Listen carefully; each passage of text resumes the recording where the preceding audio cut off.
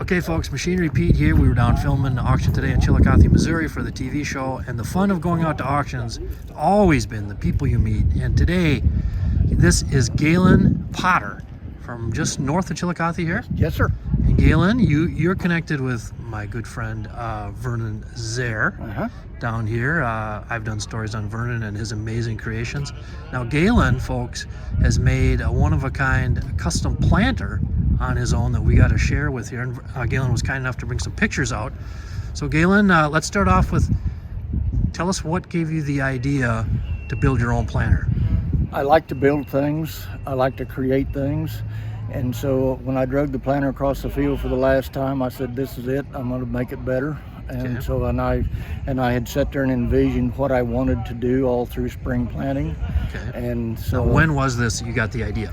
I had it in 2019, in the spring of 2019. Okay. And I got hooked up with Vernon, and he had some planter units that I thought I could use. Yep. So I bought 14 of those, and I started making it. And you know, the bag of peanuts that you shell out, I went through 5 pounds of those sitting in the shop studying how I wanted to do things. Yeah. But it turned out very well. I've had 0 problems with it since 2019. It's probably got 3,000 acres on it by now. Wow. And Well, folks, Galen has some great pictures here, and let's just dive into these. And look at that, folks. That is a Galen Potter, one-of-a-kind, custom-built planter. That's 14 row. yes. And how many inch? They're 16.5 inches apart, and then the center section in here is where the transmission is. But that was by design because my sprayer at the time one wheel would go down there, and so I had an automatic place to drive. Sure. It'd knock down the beans, and I had an automatic marker system. Yep. Okay. Here's another picture. Leaf through some more pictures, Galen. And how long did it take you to build this planter? I started the day after Thanksgiving, and I had it done by January the 10th. And I liked it so well that I went back and bought 8 more units and rebuilt my corn planter to match my bean planter. Now you have 2 Galen I have specials. 2. And do you have names for your planters? Yes. Galen 1, Galen 2? Nope, one's bean planter, but it says, I have a sticker that says Potterbilt on the front of it. Potterbilt. I like Potterbilt. that. I like that. So there's another picture of it. This is what I started with. Whenever I started doing it, it had just the bar itself. It was a 7100 planter bar. Everything from the hitch pin to the back I have built. The Coulter cart, if you want to call it that, I built 40 years ago, and it's had 3 sets of planters on it. And but everything is just kind of a neat deal. It's all vacuum. It's called GPS. It's everything on it. You can see the 7100 bar. There it is behind my planter tractor. That is sharp. And it was kind of a neat deal. The tractor that was going to pull it wouldn't fit in my shop with the planter, so that's my 530 John Deere to pull it in, so I had enough room to work on it. Nice. That is very cool. So Very cool. there's one of the progress pictures.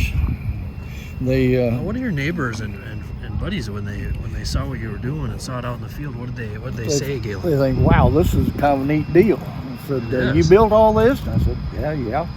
Well, that's quite the deal. It's special. You guys in Missouri here, you don't take no for an answer. You just figure out Nope. a better way. It's kind of an interesting deal. All of this stuff is the toolbar on it is from an anhydrous rig in Iowa. Okay. The tires are off of a Massey 300 combine with the bearings and so forth. And there's a hitch in here that's off of a John Deere dozer. Years ago, they had scrap iron pile behind the dealerships. And I'd find some scrap iron back there that I thought I could use for something. And so you go by and give them a refreshment at the end of the day about 6 o'clock, and they'd tell you to take what you need. Nice. And Galen, what was the most challenging element of building these planters? The air supply for the vacuum delivery, for the air delivery, it gave me fits for a little while. I couldn't get it to work, and I had piped it in there to an exact T, and it wouldn't spread the air. And I found in my supply of tools, I found a true 90-degree air, 6-inch air supply for a grain vac. I put that on there, and my problems were over immediately. Nice. Well, hey, hats off, Galen, for thinking of the idea and then You know, a lot of folks think of an idea, oh, I should do this, I should do that. You did it. You built 2 custom planters. That's Thank you very much. I appreciate that. I've had 2 or 3 things they've done in successful farming and farm journal in the past. Yeah. Now, and was there also something with the planter, a lighting element you were telling me, Galen? What, sir? With the tanks or something? Yes, there's the tanks. I have them lit for night. They glow in the dark. Nice. Okay, now Galen, we might have to have someone do a little cell phone video of you planting at night with Potter-built, one-of-a-kind planter lit up like that. That would be awesome. But thank you, Galen, for sharing us that story. That is very, very cool. Your skill set and determination to do it is just fantastic. Thank you very much, sir. Your next piece of equipment is on MachineryPete.com. Search equipment from dealerships across the country to find what you're looking for. Only on MachineryPete.com.